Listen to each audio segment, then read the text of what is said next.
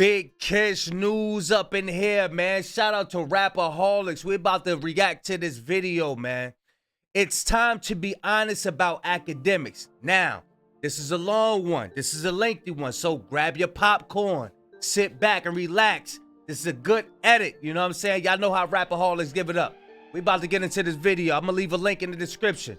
Y'all know I'm like holding y'all. Without further ado, let's get into this news. Lawbreeze and Gentlegrams, I want to take you guys back to a simpler time. Some might call it a pivotal time. Kendrick Lamar was still on the Hard Part 4, Kanye West had just given us The Life of Pablo, and a new wave of rappers like Migos, Young Thug, Lil Uzi were taking over the charts. Around the same time, a new show had taken over YouTube, where every morning at 11 a.m. Eastern, a fierce debate unfolded as a chubby, Big Mac and Henny-filled internet personality Chubby Big Mac. Chubby Big Mac Hennyfield got roasted by recently retired rapper Joe Budden. But this was more than just a show. It was a cultural shift, a renaissance. Who that, Future right here? Who is that? Within hip-hop media. Just like the simultaneous emergence of rainbow-dreaded XXL freshmen and SoundCloud rappers that were redefining hip-hop in 2017, shows like Everyday Struggle epitomized the crossroads of two different sides of the culture. It captured the clash of eras, the raw energy of the new school meeting the detail-oriented skepticism of the old guard. This was more than just media. It was a battleground for the soul of the future of hip-hop, with Joe Budden representing the old school and Akademiks representing the new. But this early on in Akademiks' career, it seemed like he still somewhat understood the merit of respecting your elders. It was obvious he greatly respected the opinions and perspectives that came from his co-host Joe Budden. And while he made it known that he was more into the new school, like the Lil Uzis, Cardis, and XXXs, at this point in time, he didn't seem so delusionally off the deep end with his critiques and biases. Take his opinion on Drake having any classics, for example. I'm not considering that Drake has any unilateral classics that would be seen by the culture. Or what he had to say about Drake being scared of Kendrick Lamar way back in 2017. Is Drake scared of Kendrick? Let me get my direct question. Yes. Is Big Sean? And while way back in 2017, Akademiks thought that Drake had... That's why I said he's paid, bro. Somebody paid him. No classics, he definitely understood that from a hip-hop purist perspective, Kendrick most definitely did. 3. I think all these are classics. like the niggas puts his shit is amazing. Wait, what's the 3 you count? To Pimp a Butterfly. As a classic album? Yeah, I think the rapping on To Pimp a Butterfly is better than Good Kid, Mad City. The songs on Good Kid, Mad City, and some of the concepts that he kind of get into, and also it's a first look on a big scale, so like we see it differently. But if we just go by rapping, I think some of his best rapping in his career, if we're just told about the 3 albums, was on To Pimp a Butterfly. Now, most of you guys would probably be surprised to hear Akademiks say this in 2024, but you'd probably be even more surprised to find out that this show never really consisted of Akademiks tearing other artists down. In fact, it was typically Akademiks on the receiving end of a teardown or a roast, whether it was from his co-host Joe. My integrity in all this shit. Got no accountability nowadays. Keep it on him. Okay, and the same way when something happens, whatever. Also, Joe calling out he don't take accountability for what he do. Good. So he been like that. From his co-host Joe. My integrity in all this shit. Got no accountability nowadays. Keep it on him. Okay, and the same way when something happens, whatever. And stop reporting on street shit. The street shit will escalate to a point where you're not going to report on it. And you can't report on it. What else? I hate to have these conversations on platforms like... Look how Act looking. Look. Hey, what happened to all that? I'm Big Act. I'm Big Back Act. What happened to that? He like this, but I have to. The much needed checking that Vic Mensa gave him. I wanted to slap you in your face. I'm just seeing you here, so I'm like, this is a tame environment, so I would keep it to my words, but I really felt as if people like you sensationalized and made a following off of clowning situations that we go through in real life. Wale put him in his place. I respect what you do. My respect for you is not necessarily, I have respect for you, but you didn't even show your face until they started doing this. So I'm sure they gave you something, an offer that you couldn't refuse. And nobody saw you until this jump. Everybody, and you know, a lot of people wasn't really rocking with you. I only keep the fans rocking with me, and I got my fans rocking with me. Why They're can't not y'all gonna niggas come rock out. They don't come outside. And the most hilarious and accurate call out coming from none other than Erykah Badu. Look very familiar. I look very familiar. Oh yeah, she got him. Have we met before? I don't think so. No, I would definitely know if I met you. What vibes are you getting from me right now? The name Thomas keeps coming to me. You're not gonna believe it. It's so simple. And it's Thomas because there's a character on there who said Thomas all the time. She would stand in a chair. You know who you look like? You look like... The hell she got in her mouth? A noodle? What's that, a spaghetti? What she got in her mouth? I see why these rappers go crazy after they mess with her. She got noodles and shit in her mouth. And it's Thomas because there's a character on there who said Thomas all the time. She would stand in a chair. You know who you look like? You look like Jerry. The mouse from Tom and Jerry. Hold up. So how did this chubby goofball go from being at the receiving end and being the butt of every joke to making a career out of tearing down other rappers? Erykah Badu, you keep my name out your mouth too. Listen, that whole little everyday struggle shit, that was another era. I'm down to violate all you. You don't mention my name, please. I never quit Erykah Badu after she came on my show and she was trying to be funny. Oh, he's the angry guy. Oh, that's why he's so angry and bitter. So I'm starting to put it all in perspective. Listen, he's angry and bitter for what they did to him. So he's coming back and getting on them. I'm starting to get it.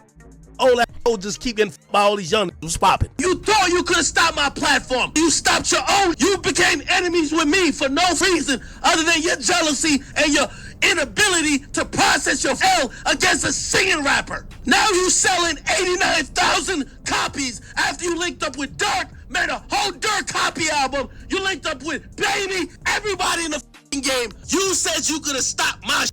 Can't happen. And building a media empire so big that it's been almost impossible to exile him from the culture that many deem him to be such a poison to, even when he displays some of the most deranged behavior we've ever seen from a hip-hop media personality. Yo, if Max got a sister and she threw you the box, would you smash? He already has a sister. Alright, if she threw you the box, would you smash? No, because I'm 15. What I mean? We're going to touch on a couple different interesting points and questions within this video, but honestly, dang, Ak used to be slim. That's crazy. I'd be lying if I said this wasn't a bittersweet one for me to make. I personally discovered Akademiks in around 2015. This was around the same time that in interviews, Akademiks credits as being the year that really set things off for him on a bigger scale. He says that covering the Drake and Meek Mill beef back in 2015 was the moment that really shot his brand and his platform up to a bigger level than it had ever been before. And that was the same time I remember vividly seeing his face all over YouTube, being the first to cover every big story. I'm a massive Lil Wayne fan. Oh, Rapaholics is I forgot. Rapaholics is the one that shouted, that Akademiks shouted out. Akademiks shouted out. Rapaholics was like, oh, shout out to Rapaholics. They the ones who get it. That's Rapaholics, right? But hey, look. Hey, we appreciate you for not, choosing and standing up for what's right, though. We do appreciate that, man, for real. Anytime I wanted an update on his legal issues with Birdman or his... That's why he said that this is a bittersweet for him. Time I remember vividly seeing his face all over YouTube, being the first to cover every big story. I'm a massive Lil Wayne fan. Anytime I wanted an update on his legal issues with Birdman or his beef with Young Thug, around that time it all came from Akademiks. If I was to tell you that one guy claims to love another guy, yet he would try to rip off his album title, his flow, he would call him a on Instagram, he would talk about meet him there and actually beat him there with them dicks. And he'd bring jokes, he'd give all these rappers different nicknames. There was a satirical element to it too. Plus, he'd deliver all the relevant information and he'd be the first to do it. So at the time, for me at least, it was very refreshing to consume hip-hop news this way because I had come from reading blogs like Hot New Hip Hop or going on forums like Kanye Tuda. Before 2015, that was how I got most of my info on what artists were up to, any new music dropping, etc. And while Akademiks' content was kind of a dumbed-down version of the more nuanced opinions you might get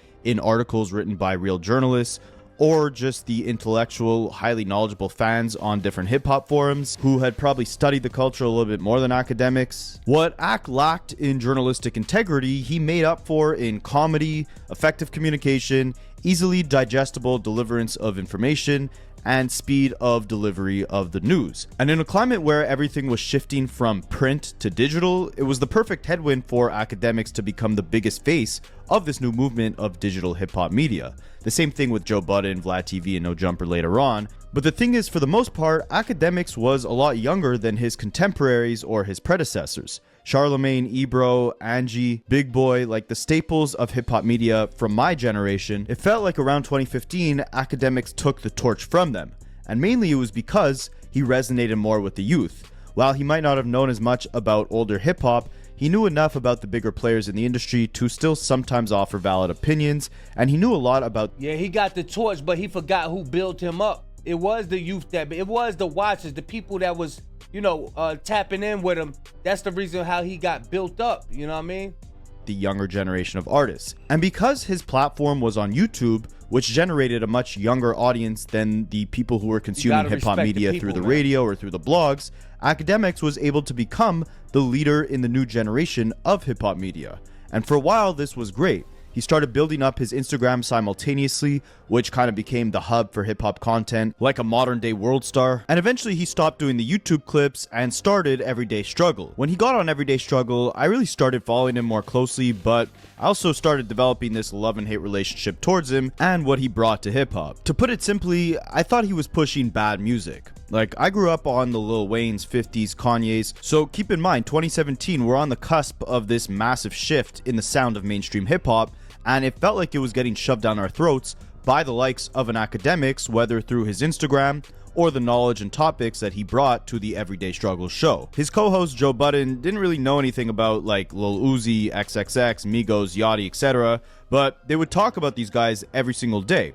So I loved the debates on the show, but you were unfortunately forced to listen to tons of commentary about these new SoundCloud artists that it felt like were being forced on you due to that being the subgenre that Akademiks kind of specialized in. And simultaneously, they'd have these guests that would come on the show, always showing Joe Budden respect, but would kind of clown Akademiks or interact with him like he was almost an intern on the show. But one day, a guest came on and didn't just clown Akademiks, they came on to really call him out and exposed him for things that I had never even realized he did. And it opened up a major flaw in his come up and in his character. Again, I discovered Akademiks through his music coverage in around 2015. I had never even knew about the chiraq stuff. But when you do a bit more digging, it seems obvious why he wants to paint the narrative that he really came up through covering the Drake and Meek Mill beef, because his true start on YouTube was definitely a lot darker. Akademiks definitely did kick off his start in hip-hop media by actually covering hip-hop music, but it was when he started covering Chicago artist Chief Keef that he realized a large percentage of his audience wanted him to cover the full backstory of not only Chief Keef, but all the different rappers within the Chicago drill scene. So that's when he created a second account on YouTube titled The War in Chiraq. The channel was created in the summer of 2014, and its description reads, "This is DJ Akademiks' channel that's dedicated solely to the quote-unquote war in Chiraq. Here you will receive only content about the ongoing war in Chiraq. Please subscribe. Akademiks, aka the Late Night Creep, is dedicated to bringing you exciting real urban news stories in a satirical manner." The last video posted on this page was from 7 years ago, but it still managed to amass over 300,000 subscribers with over 500 videos mainly dedicated to discussing the violence occurring within Chicago in an insanely insensitive, as Akademiks puts it, quote-unquote satirical manner. Again, you have to remember this is not someone who was living within the neighborhoods that this violence violence was occurring in, this was a spectator who discussed these different individuals as if they were caricatures in a fictional spectacle that he created and dubbed the war in Chiraq. It's gotten to the point in the war in Chiraq, and believe you me, okay, people have doubted, but I will let you know, in the war in Chiraq, season 2 is way more deadly than season 1. The known players, yes, they're moving, some are dead, and I still can't believe Capo died. They killed Capo. How the f*** they kill Capo, the most loyal savage? But still, the war in Chiraq's still going on. Actually, it's the most deadly. They kill niggas at record pace. So it was only logical. He's saying that like these people ain't got no families, these people ain't got no children. Yo, how y'all killed? Like, yo, like, bro, somebody lost their life, bro. That when a native Chicago artist like Vic Menza pulled up as a guest on the Everyday Struggle show, he would grill Akademiks for the insanely insensitive commentary that Ak did on the violence and hardship that people Vic knew personally were suffering. I wanted to slap you in your face. I really felt as if people like you sensationalized and made a following off of clowning situations that we go through in real life. And I think you specifically, like, you ain't never have a right.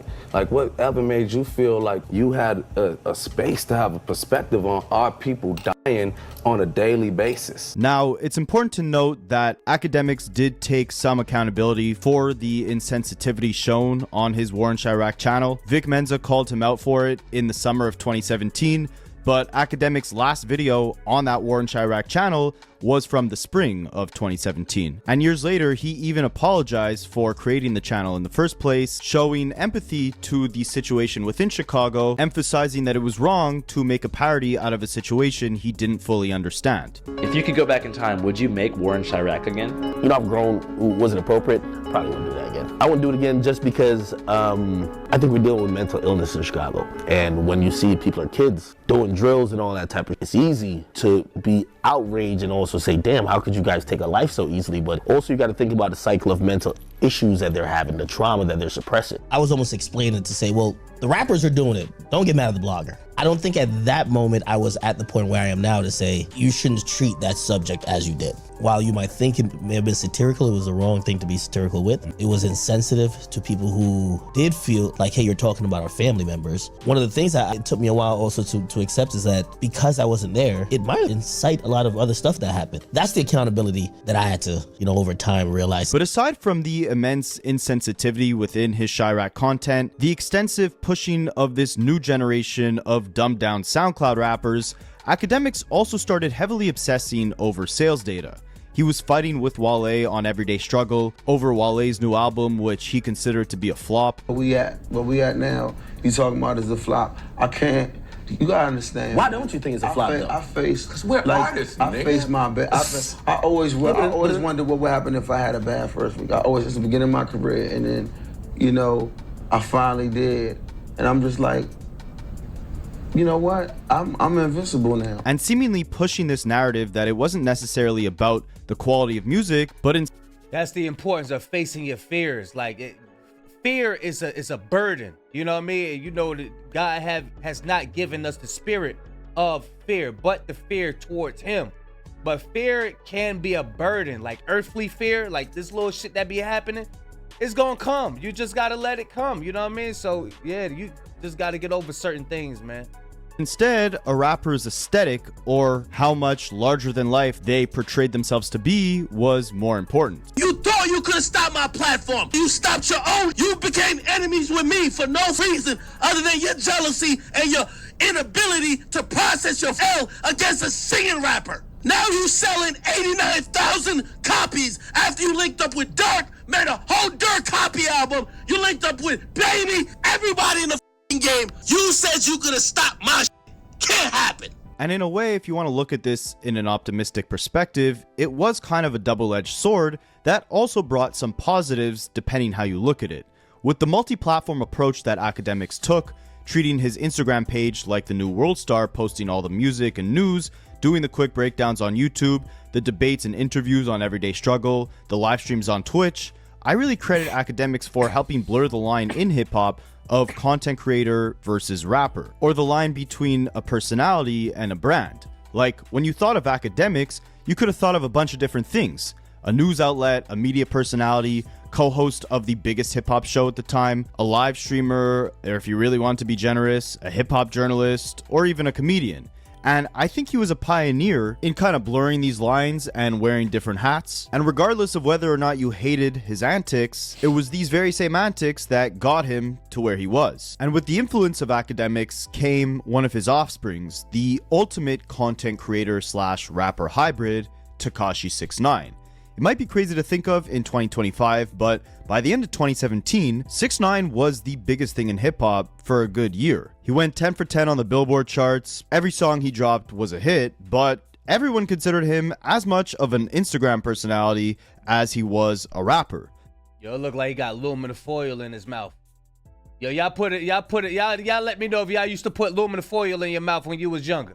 And speaking of him, this is where my biggest problem with Akademiks started. Akademiks propped 6ix9ine up from the beginning as if he wasn't a cancer to the culture. Again, you have to remember that Akademiks had an insane obsession with numbers. He didn't care that he was pushing the war in Chiraq because that's what kept his audience growing. He pushed all these SoundCloud rappers because he understood this is the direction the internet and the youth were headed in. He clowned Wale for his sales because to him, this was all just a game of numbers and metrics. But you have to give him credit because it was these intuitions, whether ethical or not, that got him in the position of being the biggest media personality within hip-hop and being able to wear all these different hats and have all these different revenue streams, from his live streams to his YouTube revenue to his show with Joe Budden. Plus, it opened up the door for other media personalities or even rappers to venture into the podcast routes, the live stream routes, having their own shows, doing things outside of just creating music or talking about it. Again, his presence in the culture and his intense work ethic were a double-edged sword. There were definitely some positives whether you loved him or hated him. So of course, when he saw the massive attention that 6ix9ine was garnering, it only made sense that no matter how disgusting and vile 6ix9ine was, Akademiks gets right up close and personal with him to piggyback off of and capitalize off the train wreck. And ironically, their first interaction publicly was when 6ix9ine was exposed for misconduct with a minor. Akademiks was the only media personality in hip-hop to offer 6ix9ine an interview during this time. I'm here to look you in your eye, and I'm expecting you to tell me the truth. And you talking to millions of people right now. Bro, I'm ready to leave it all on the table. This is where the real interviews start right now. You feel me? This is where it really starts. And this wasn't the quote-unquote King of New York 10 for 10 on Billboard 6ix9ine. He was still a relatively underground rapper, but having this big look and this interview from Akademiks gave 6ix9ine the opportunity to be humanized to a certain degree. He could have lost everything with that misconduct case that he caught, but Akademiks co-signing him and giving him the biggest platform in hip-hop to spread his antics and attention-seeking activities was the vessel, outlet, and catalyst 6ix9ine needed to become hip-hop's biggest supervillain. Don't forget, at the time, Akademiks had the biggest Instagram page in hip-hop. And the same tactics he used early on in his career to blow up, ones that I actually took a lot of inspiration from due to the sheer hunger Instagram page in hip-hop. And the same tactics he Is that little boom right here? used early on in his career to blow up, ones that I actually right took a lot of inspiration from due to the sheer hunger. The fact that he would work some minimum wage job, but the second he would hear any bit of hip-hop news, he would run to his car and record a video on it and always beat every other hip-hop outlet to the story. Cool, so I get a job because DJing just wasn't that lucrative, but it made me enough to like pay rent. I get the job and I'm like in the back of my car recording YouTube videos when I would tell my boss, like, yo, I gotta go to the bathroom. So yeah, something happens, I say, yo, I gotta go to the bathroom. I run to my car, make a video on it right then. The hunger was inspiring, but at this point, he started using those same tactics in a much more negative way. He would be the first one to share anything that 6ix9ine did. Every clip that 6ix9ine posted on his Instagram was reposted seconds later on Akademiks' page. He'd get on Instagram Live and talk with 6ix9ine. By the time Joe left Everyday Struggle, basically every single episode was devoted to talking about what 6ix9ine was up to that day. And all this was just gasoline on a fire that helped 6ix9ine explode into becoming a social media star. Ironically, Akademiks claims to have coined the term the Drake stimulus package. If you think about the year 2013 in hip-hop, one of the most consistent trends we're going to remember is the Drake stimulus package. If you don't know what the Drake stimulus package is... Hey, yo! Yo, he he sound like a little mouse, boy. Yo, he sound like a mouse.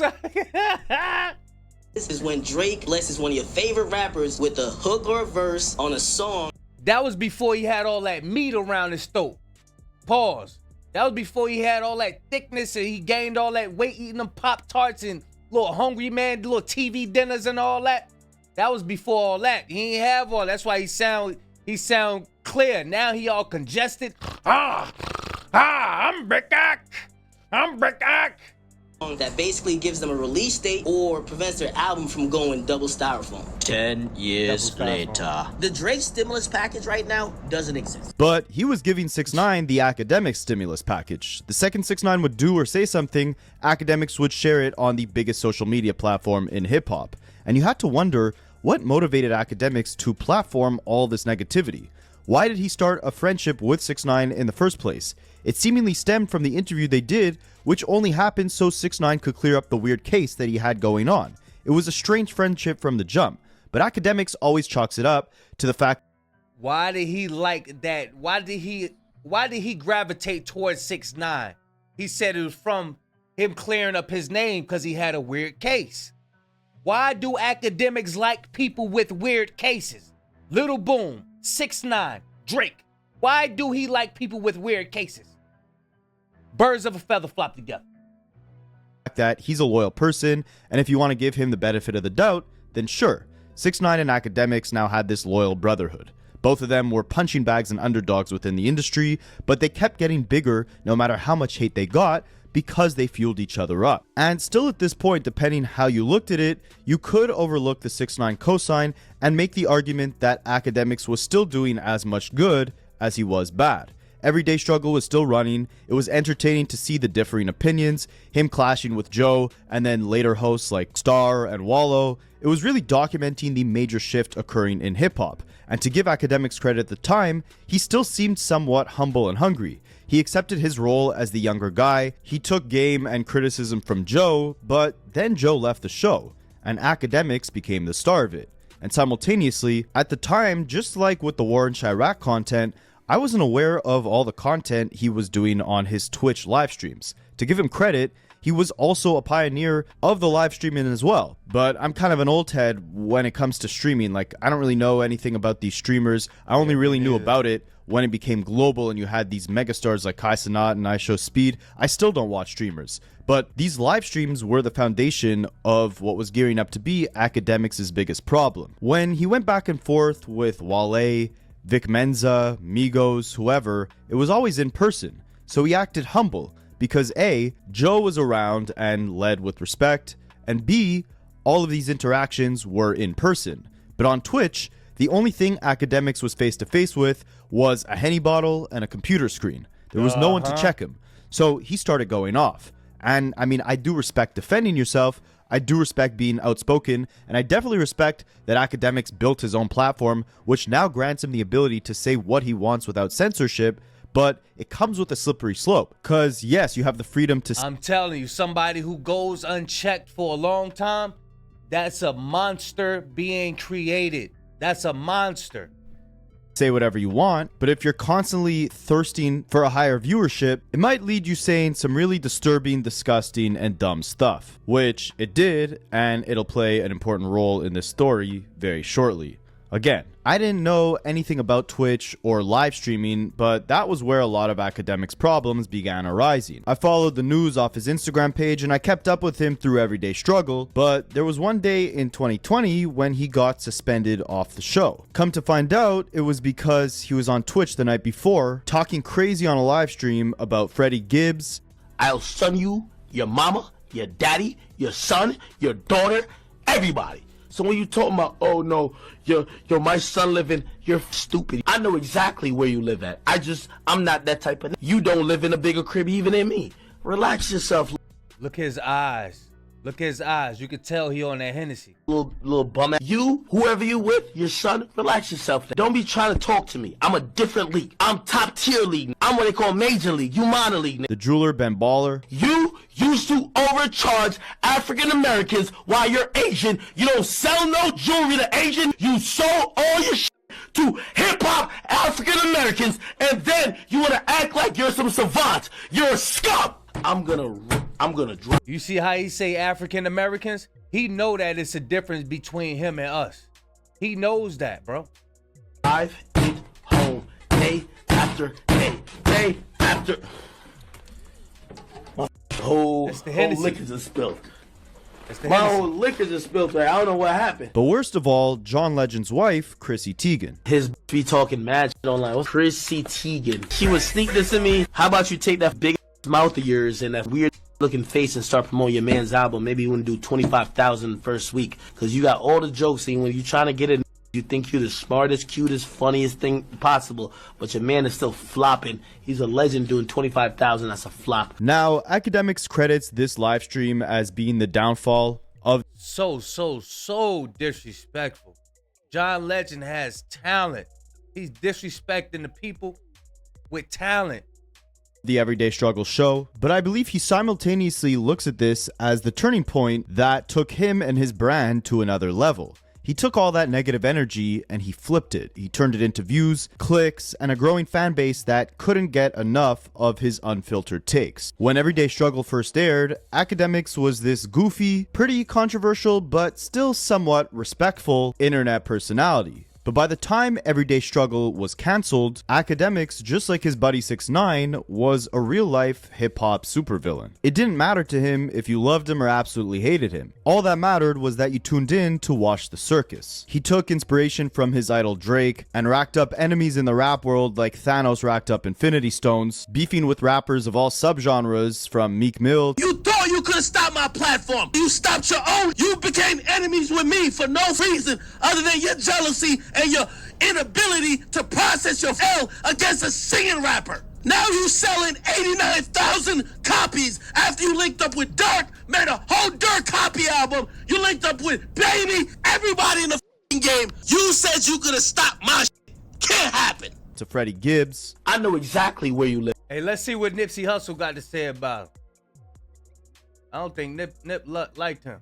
Found out that there was a list of different topics, and one of them included 6ix9ine getting into a fight at the LAX airport. He told the crew that he'd be leaving if he had to gossip about any other rapper. I was on Everyday Struggle, and I walked out just because, you know, I'm not a clown. I don't come from that world of like you make jokes about. We used to up. Excuse me, are we live? Yeah, we can bleep this. We used to up for trying to film fights. Nipsey then cleared the air on this, stating multiple different things about Akademiks, and I think the sad truth is that all of them resonate even stronger today. I remember Charleston White said that, was like, yo, if I'm fighting, I see somebody filming, I'm gonna turn around, I'm gonna beat them up.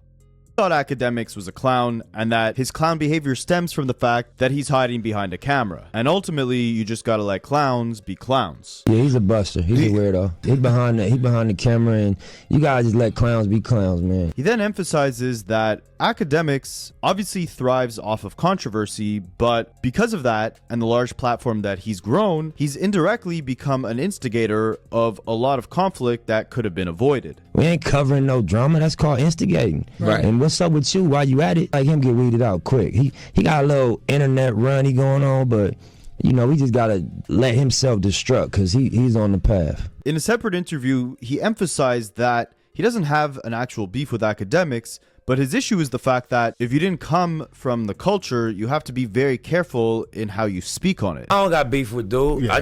I'm gonna call a spade, bro. Yeah. And one thing I get personally offended by, bro, you got young kids that come from nothing, that change their family life, that avoid jail through hip hop. So I don't like people playing with it. So for me, it's like, if you ain't come from hip hop culture, for real, if you don't come from where this thing started, if you don't come from the energy that created this thing, and that people are drawn to this thing because of, be careful how you critique this thing, bro, because your opinion has not been validated. Yeah. He names a specific example of how Akademiks indirectly instigates conflict, because when 21 Savage said he wanted to stop buying jewelry, Ak said that all we want to hear from 21 Savage is music about violence. So when I hear somebody like dude saying things like for example, they said recently that 21 Savage said that he stopped buying jewelry and that he gonna spend his money on investing. That's a powerful message. It is. For somebody that people follow, and that's from a young generation. And that's a powerful message towards the young people that's out here. You know what I'm saying?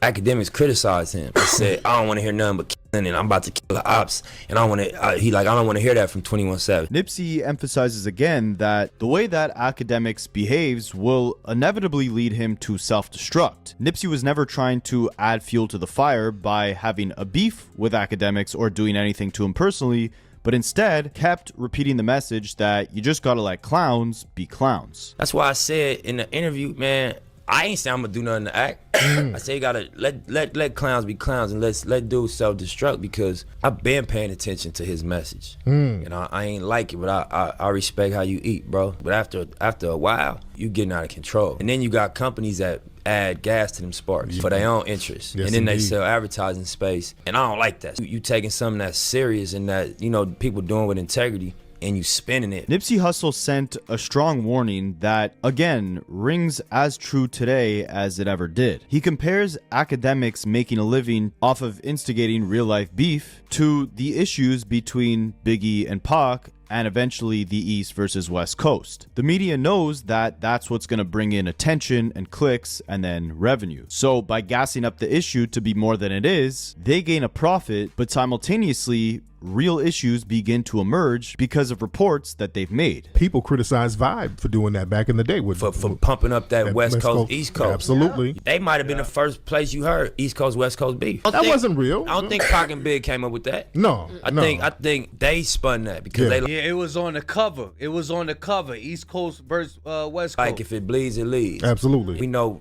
how fascinated people are with this type of shit. But then it's like throwing rocks and hiding your hand. But you ain't on the front line. That's what I was saying about instigating beefs. But with Academics, it wasn't just that he was reporting on other people's issues and instigating beefs between other people. It was that he was instigating beefs of his own. Again, Academics became who he is today because he's an independent media personality. When he was signed to Complex doing Everyday because he's a damn instigator. Struggle, he couldn't just talk crazy on Twitch because Complex would then suspend him from the show. He had to have a certain sense of decorum and move with respect, especially since he confronted a lot of these rappers face to face on the show. But now the show was done. Academics was bigger than ever, and while reporting on beef may have blew him up, getting into his own beefs made him even bigger, and no one could stop him because his audience came from his own platform that he owned. He had no boss. And from there, like Nipsey said, you're gonna be the root of your own demise. Academics shifted his focus from the Meek Mills and Freddie Gibbs and instead started taking issues with various women within the industry. Everyone from Megan Thee Stallion. Used tires, man. Nah, Meg is built. Meg not built sloppy. I think Meg is put together. You feel me? Like, if only, like, I feel like I might need some steroids to get, like, Meg's, like, muscle definition, you know what I mean? I ain't gonna lie, man. Her, you know what I mean? She might beat me in an arm wrestle competition. To SZA. SZA insecure, bitch had freckles, take it off, all that weird shit. You was trying to play with me one time. I'm on your ass today. We're still though. We just gotta keep it a beam with you. I ain't gonna lie. You know the crazy thing is? Let me keep it a beam. SZA is as fat as me. That's 100% facts. You got a double chin. You suck the fat out of there and put it into your ass. Your ass be looking lopsided, your belly button be looking weird, cause they done move that. Nah, man, he just sitting up there destroying our sisters like that. Yeah, man, y'all go watch this on your own. Matter of fact, yeah, y'all already know. I'm gonna leave a link in the description. But Academics is definitely going to self-destruct. He's definitely going to self-destruct. To just some random kid in a Discord. Blackboy Max, the streamer who the kid is a comments to a kid. He gets on stream with Aiden Ross and the conversation shifts from why did you ask this kid about who he's sleeping with to whether or not Aiden has erectile dysfunction and if he needs some honey that gives you an erection. The 8th graders would always come to like the 3rd graders, which was me at the time. So, you know, they would just try to play like pranks on the 3rd graders. But the thing is, you're a grown man. You're like almost 40. Not the weight room, the bedroom. I get a honey pack and the Ozempic pack. What? What are you talking about? Wait, you got ED? No, I'm asking you if you have ED. Yo, I'll send you a honey pack, bro. I don't need it. My shit works without it. That's why I'm asking you, why do you use honey packs? Keep in mind, this is a man in his mid-30s trying to explain why he made weird comments about the intimacy of a 15-year-old kid. And he's having this conversation with a man in his mid-20s, redirecting the topic to start talking about Viagra honey. One of my biggest objections to this whole thing is like people thinking it's groovy. I'm like, if you think we're like legitimately setting this kid up, is like crazy. But of course, I'm not gonna stand by any of those statements. They're a little crazy. I get a honey pack and the Ozempic pack? What? What are you talking about? Wait, you got ED? You can see at this point again, Akademiks thinks he's simply too big to fail, so he doesn't care to show remorse. That comes off as weakness to him. All the bullying he got early on in his career has ultimately simply made him vengeful. Anyone who criticizes him now, Akademiks goes full attack mode on them. He has too much to lose. He used to say he was loyal to 6ix9ine because 6ix9ine was loyal to him. Man, Akademiks done got away with too much, man. He got away with too much and it's all catching up to him. I'm gonna leave a link in the description. Y'all make sure y'all go watch it uninterrupted. Show Rapaholic some love, man. He put together these edits. Hey, look, that's a lot of work. You know what I'm saying? But yeah, y'all let me know what y'all think, man. Big Kish News signing out. I'm gone, y'all.